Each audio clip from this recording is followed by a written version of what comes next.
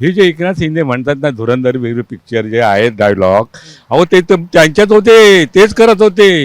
हे काय करत नव्हते ना, तेव्हा राजकारण कोण करत होतं, मंत्री कोण होते? आठ आठ आठ आठ खात्याच्या मंत्रीच्या फायली तुमच्याकडे होत्या आणि म्हणे आम्हाला काय पॉवर नसते. तुम्हाला पॉवर नसते, मंत्र्यांना पॉवर नसतात.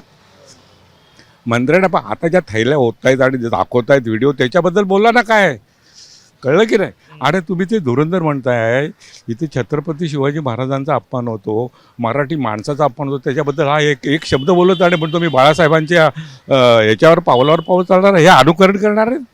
हां, उद्या जर हे झालं ना तर यांना भाजपा असा फेकून देईल ना का विचारू नका. उद्धव ठाकरेंना रेहमान डकेत का म्हणावं लागतं एकनाथ शिंदे? कारण त्याच्याकडे आता बोलायला दुसरे काही नाही, कुठल्या उपमा द्यायच्या कुठल्या तरी, कळलं की नाही? त्याच्याकडे दुसरा कुठलाही विषय नाही आहे, कुठलाही विषय त्याच्याकडे नाही आहे.